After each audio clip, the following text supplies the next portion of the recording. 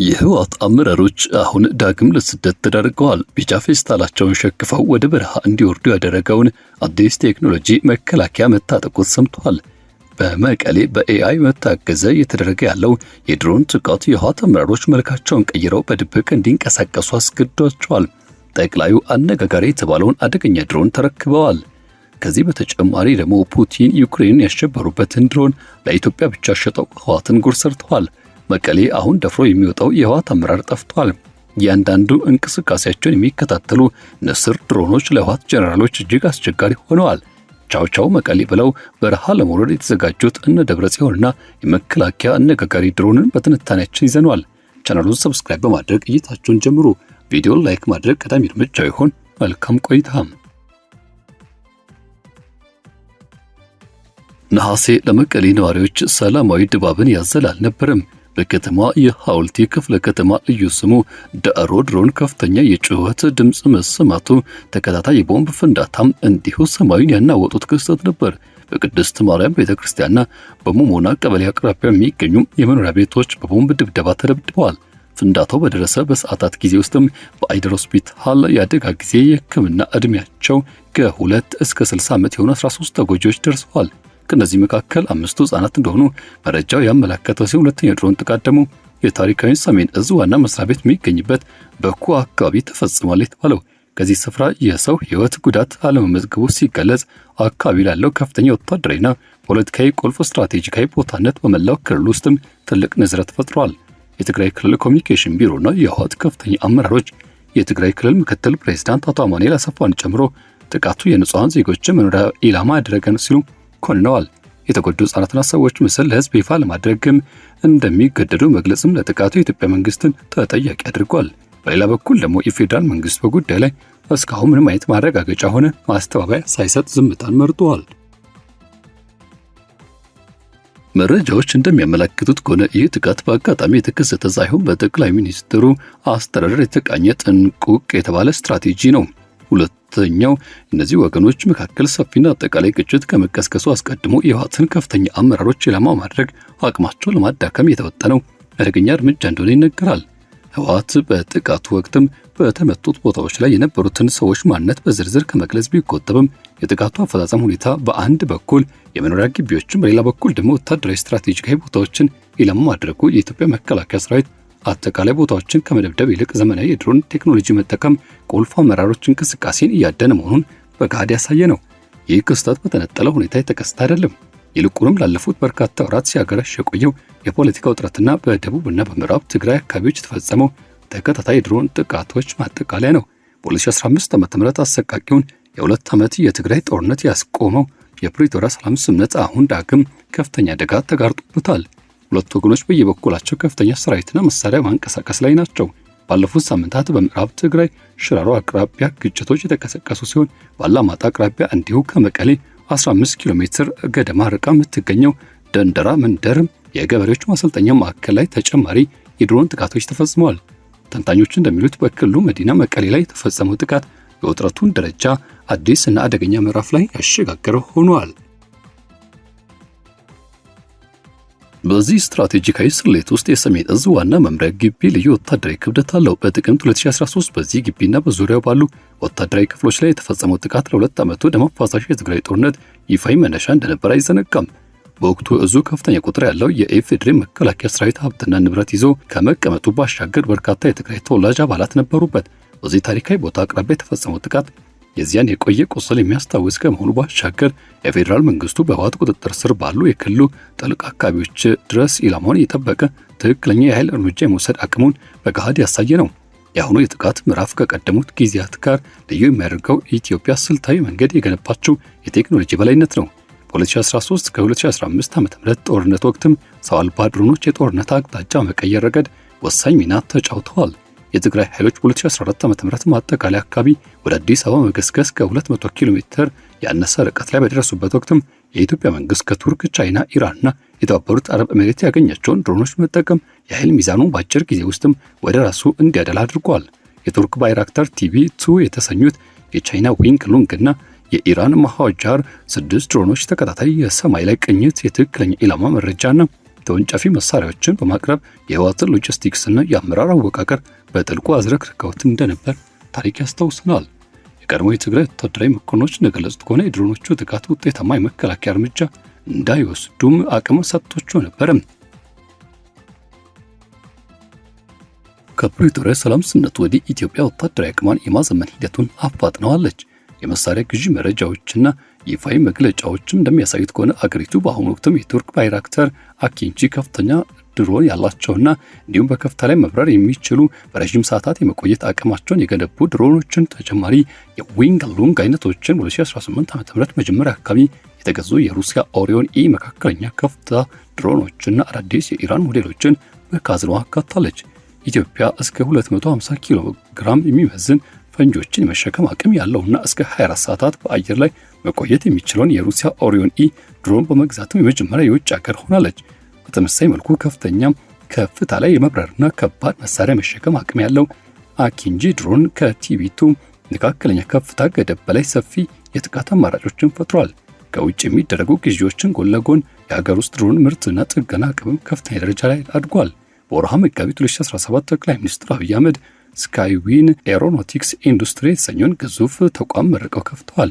ይህ ተቋም ከውጭ የሚገቡ አካላትን በመገጣጠም በመፈተሽና ጥገና ማድረግ ላይ ያተኮረ ሲሆን በረዥም ጊዜ ሂደት የድሮን ሞተሮችን፣ ሴንሰሮችና የመሪ ስርዓቶችን የሀገር ውስጥ ማምረት አቅም አለው። በተጨማሪም እንደ ኤሮ አባይ ባሉ ቦታዎች ላይ የሚደረጉ ጥረቶች አጥፍቶ ጠፊ ድሮኖች በመባል የሚታወቁትን መሳሪያዎች ማልማት ላይ ያተኮሩ ናቸው። ይፋዊ መግለጫዎች እነዚህ ቴክኖሎጂዎች ለሲቪልና ለወታደራዊ አገልግሎት የሚውሉ መሆናቸውን ቢናገሩም የፕሮጀክቶቹ ጊዜ ከሀገሪቱ የውስጥ ደህንነት ፍላጎቶች ጋር በቀጥታ ቁርኝት እንዳለው በገሃድ ይነገራል። የአርቲፊሻል ኢንተለጀንስ ወይም ሰው ሰራሽ አስተውሎት ቴክኖሎጂ ከወታደራዊ ዘመቻ ጋር በማዋሃድ ከዓላማነት አልፎ የኢፌዴሪ መከላከያ ሰራዊት ዋነኛ ትኩረት ሆኗል። የኢፌዴሪ መከላከያ ሰራዊት ከኢትዮጵያ አርቲፊሻል ኢንተለጀንስ ኢንስቲትዩት ጋር መተባበር የመግባቢያ ስምምነት ተዋውሏል። የጦር ኃይሎች ጠቅላይ ኤታማዦር ሹም ፊልድ ማርሻል ብርሃኑ ጁላ አርቲፊሻል ኢንተለጀንስ በወታደራዊ ሎጂስቲክስ፣ በስልጠና፣ በሳይበር ደህንነት፣ በወታደራዊ ሕክምና፣ በአየር ኃይል ኦፕሬሽኖችና በኤሌክትሮኒክስ ውጊያ ውስጥም ያለውን ከፍተኛ ሚና አጉልተው ገልጸዋል። በተጨማሪም በተባበሩት አረብ ኤሚሬትስ የገንዘብ ድጋፍ በኢትዮጵያ መከላከያ ዩኒቨርሲቲ ውስጥ ተገንብቶ በሐምሌ የተመረቀው ዘመናዊ ላቦራቶሪ የአርቲፊሻል ኢንተለጀንስ፣ ሳይበር ደህንነትና የላቀ ኢንዱስትሪ ምርቶችም ምርምር ያደርጋል። እነዚህ እርምጃዎች የኢትዮጵያ ጦር ኃይል የጥቃት ኢላማዎቹ ትክክለኛነትን የመጨመር አስቸጋሪ በሆኑ የውጊያ ቦታዎች ላይ በራሳቸው የሚመሩ ድሮኖችን የመጠቀምና ከተለያዩ ሴንሰሮች የሚመጡ መረጃዎችን በፍጥነት አቀናጅቶ የመጠቀም አቅሙን በከፍተኛ ደረጃ እንደሚያሳድጉለት ይታመናል። የኢትዮጵያ መከላከያ ሰራዊት በርካታ ሰዓታት በአየር ላይ መቆየት የሚችሉ መካከለኛና ከፍታ ቦታ ላይ የሚበሩ ሰው አልባ ድሮኖችን በመጠቀም የከፍተኛ አመራሮች እንቅስቃሴና የዕለት ተዕለት የህይወት ዘይቤ በቅርበት የመከታተልና የመሰለል አቅሙን በከፍተኛ ደረጃ አሳድጓል። እነዚህ ዘመናዊ የአየር ላይ መሰለልና የጥቃት መሳሪያዎችም ኤሌክትሮኒክስ፣ ኦፕቲካል፣ ኢንፍራሬድ የሆኑ የላቁ ሴንሰሮች ከትክክለኛ ተወንጫፊ ቦምቦች ጋር ተቀናጅተው የሚሰሩ በመሆናቸው ሰፊ የምድር ሰራዊት ስብስብና ከፍተኛ የሰው ህይወት መስዋዕትነት ሳይጠይቁ የተወሰኑ ህንፃዎችን፣ የመኖሪያ ግቢዎችን ወይም ተሽከርካሪዎችን ለይተው የመምታት አቅም አላቸው። የኦስሎ ኒው ዩኒቨርሲቲ ኮሌጅ ከፍተኛ የፖለቲካ ወታደራዊ ተንታኝ የሆኑት ኬጂቲል ትሮኖቮል የመቀሌውን ድሮን ጥቃት አስመልክተው በሰጡት ትንታኔ ጥቃቱ የህወሓትን ከፍተኛ አመራሮች ኢላማ ያደረገና አቅማቸውን ለማዳከም የተቃኘ መሆኑን ሲገልጹ የሚያመለክቱት ይህኑ የተደራጀና የበሰለ አየር ወለድ ጥቃት አወቃቀርን ነው።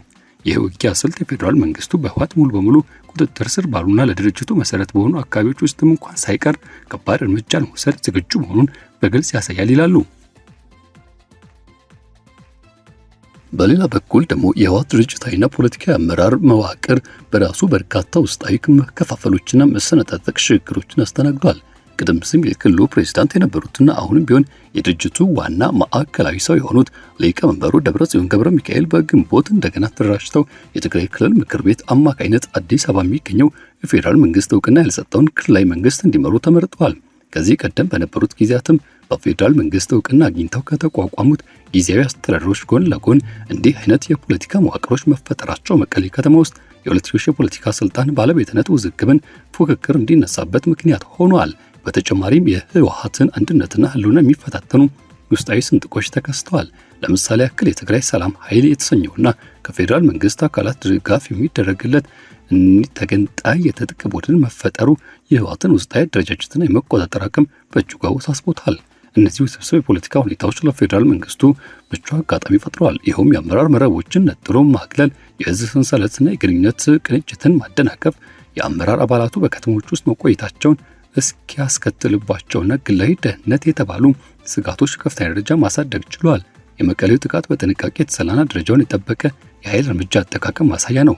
ከዚህ ጥቃት አስቀድሞ በደቡባዊ ትግራይ ባላማጣና በመረዋ አቅራቢያ የተፈጸሙ ተመሳሳይ ጥቃቶች የተለያዩና እርስ በርሳቸው የሚጋጩ የጉዳት መረጃዎች የወጡባቸው ነበሩ። አንዳንዶቹ የትግራይ ታዋቂዎችና እነዚህ ታጣቂ ሂደቶች መገደላቸውና መቁሰላቸው ሲዘግቡ፣ ሌሎች ደግሞ በንጹሃን ዜጎች ላይ ደረሰውን ጉዳት አጉልተው አሳይተዋል። የመቀሌ ኦፕሬሽን ግን ወታደራዊ ትኩረቱን በቀጥታ ወደ ክልሉ ፖለቲካዊና የውሳኔ ሂደት ማዕከል ያዞረ ሆኖ መቀመጡ አይካድም። ከቀደመው አሰቃቂ የትግራይ ጦርነት የተገኘው ታሪካዊ ልምድ ለአሁኑ ወታደራዊ ስትራቴጂካዊ አቀራረብ ትልቅ ግብዓት ሆኗል። በወቅቱ የተካሄዱት የድሮን ዘመቻዎች በዋነኛነት ያተኮሩት በሎጂስቲክስ አቅርቦት መስመሮች፣ መገናኛ ማዕከላትና በትግራይ ታጣቂ ስብስብ ላይ ነበር። በወቅቱ የነበረው የድሮን ጥቃት ትክክለኛነቱ አንጻራዊ ነበር። በተለይም በጦርነቱ ማጠቃላይ ምዕራፍ ላይ የተመዘገቡት ቁጥሮችም ይህኑ ስጋት ያሳዩ ነበር። በአሁኑ ወቅት ያለው የጦር መሳሪያ ካዝና ግን በረዥም ጊዜ አየር ላይ መቆየት የሚችሉ ከባድ የቦምብ ጭነቶችን መሸከም የሚያስችል አቅም ያላቸው ዘመናዊ ድሮኖች በአርቲፊሻል ኢንተለጀንስ የተደገፉ መረጃዎችን የማቀናጀት አቅሞችን ያካተቱ በመሆናቸው በሰማይ ላይ ረዥም ጊዜ መቆየትና ኢላማዎችን በከፍተኛ ጥራት ለይቶ የመምታት እድልን አሳድጓል። በተጨማሪም ድሮኖቹ በሀገር ውስጥ መገጣጠምና የማምረት አቅም ማደጉ ሰፊ ወታደራዊ ኦፕሬሽን የሚካሄዱባቸው ወቅትም ከውጭ ሀገራት የሚደረጉ የመሳሪያ አቅርቦቶች ላይ የሚኖር ጥገኝነትን በእጅጉ ቀንሶታል። የቱርክ፣ ቻይና፣ ሩሲያ፣ ኢራንና የሀገር ውስጥ አቅሞችን ያቀናጀው ባለብዙ ምንጭ የግዢ ስልትም ሀገሪቱ ከማንኛውም አደገኛና ፈታኝ የተባሉ ከአንደኛ ወገን ውጭ ሀገር ሊጣጣሙ ከሚችሉ የእገዳና የጫና ስጋቶች እንድትጎዳ የሚያደርገውን ሂደት ያላቀቀ ታላቅ ከለላ ሆኖታል። ቀጠናዊ ፖለቲካ ሁኔታ ውጥረቱን ደረጃ የበለጠ ያጋግለዋል። በህወሓትና በኤርትራ መካከል ያለው ግንኙነት በጊዜ ሂደት በርካታ ለውጦች አስተናግዷል። በተለይም ጠቅላይ ሚኒስትር አብይ የቀይ ባህርን በር ለማግኘት ያላቸውን ጽኑ ፍላጎት ይፋ ካደረጉ ወዲህ በህወሓትና በኤርትራ መካከል የጋራ ስትራቴጂካዊ አስተላለፍ መፈጠሩን የሚያመላክቱ መረጃዎች የወጡ ነው። በሌላ በኩል ደግሞ ከሱዳን ጋር ያለው ድንበር ሁለቱ ወገኖች ተቃዋሚ ታጣቂዎችን ይደግፋሉ በሚል የሚያቀርቧቸው እርስ በርስ የሚሰነዘሩ ትችቶች አካባቢውን የበለጠ አወሳስቦታል። በትግራይ አወዛጋቢ ድንበሮች አካባቢ የሚታዩ የሰራዊት እንቅስቃሴዎችና ሁለቱ ወገኖች በፕሪቶሪያ ሰላም ስምምነት መፍረስም አንዱ ሌላውን ተጠያቂ የሚያደርጉበት የቃላት ጦርነት ሁኔታዎችን ወዳልተሰላ አደገኛ ወታደራዊ ግጭት የመክተት ዕድላቸው ከፍተኛ ነው። በከፍተኛ የህወሓት አመራር ላይ የሚፈጸም አንድ ስትራቴጂካዊ ድሮን ጥቃት ብቻ የህወሓትን ውስጣዊ ውሳኔ አሰጣጥ ስሌትን ሊቀይረው ወይም አጠቃላይ የጦር እንቅስቃሴውን ብዙ ለሙሉ ሊያጠፋና ሊያፋጥን የሚችልበት ዕድል ሰፊ ነው ይላሉ ብዙዎች። ወታደራዊ ተንታኞች እንደሚሉት ከሆነ የኢትዮጵያ መከላከያ ሰራዊት ያለበት አስተላለፍና ዝግጅት ዘመናዊና የተደራጀ አቅምን ያሳያል። የላቁ ስኩይ ተዋጊ ጄቶችና በቅርቡ የተረከባቸው ያ130 የአየር ኃይል ማሰልጠኛ አውሮፕላኖችን ያካተተ አየር ኃይል ከሰው አልባ ድሮን ሰራዊት ጋር ተቀናጅቶ ይሰራል። በተጨማሪም ዝቅተኛ ወጪ የሚጠይቁ ድሮኖች የአየር መከላከያ ስርዓቶችን በሚፈታተኑበት በዚህ ዘመን የኢትዮጵያ ኤሌክትሮኒክስ ውጊያና ድሮኖች ለማከናወን የሚያስችል መሳሪያዎችን ለማደራጀት ትልቅ ትኩረት ሰጥታ እየሰራች ነው። ለህወሓት ኃይሎች ግን ይህ ቴክኖሎጂ ልዩነት ከፍተኛ መዋቅራዊና ወታደራዊ ፈተናዎችን ደቅኗል። ከፍተኛ ከፍታ ላይ የሚበሩና ረዥም ሰዓት በአየር ላይ መቆየት የሚያስችሉ ድሮኖች በብቃት መመከት የሚችሉ የምድር አየር መከላከያ ስርዓቶች እጥረት አለባቸው። ቀደም ሲል በነበሩት የደፈጣ ውጊያዎች ወቅትም ውጤታማ የነበሩ ፈጣን እንቅስቃሴዎች መበተን፣ አመራሮች የፖለቲካ እንቅስቃሴ የህዝብ መዋቅራቸውን ከከተማ ማዕከላት ሆነው ለመምራት የሚገደዱበት በአሁኑ ወቅትም ትልቅ ወጥመድ ሆኖባቸዋል። በመቀሌ ከተማ ውስጥም የሁለትዮሽ አስተዳደራዊ ወኪሎች መኖራቸው ደግሞ የውሳኔ አሰጣጥ ሂደቱን የበለጠ እንዲበታተን አድርጎታል። ቀጣዮቹ ቀናት ተጨማሪ የድሮን ጥቃቶች ይከተሉ እንደሆነ የህወሓት ምላሽ ከመግለጫ አልፎ ወደ ከፋ ወታደራዊ እርምጃ ይሸጋገራል ወይስ ደግሞ የዲፕሎማሲ መስመሮች እንደገና ያንሰራራ እንደሆነ የሚታይ ነው። ለጊዜው ግን ከዳዕሮ ሰፈር የተገኙት ምስሎች በሰሜን ኢትዮጵያ ጦርነት ሁኔታ ላይ የቀየረው ቴክኖሎጂ መር ስትራቴጂ ያው ማረጋገጫ ናቸው። ድሮኖች በሰማይ ላይ ቅኝታቸውን ቀጥሏል። የአመራሮቹ ስትራቴጂካዊ ስሌትም እንዲሁ። ቀጣዩ እርምጃ ግን አሁንም በከፍተኛ ውጥረት ውስጥ ሆኖ ምላሽ የሚጠበቅ መሆኑ አይቀሬ ነው።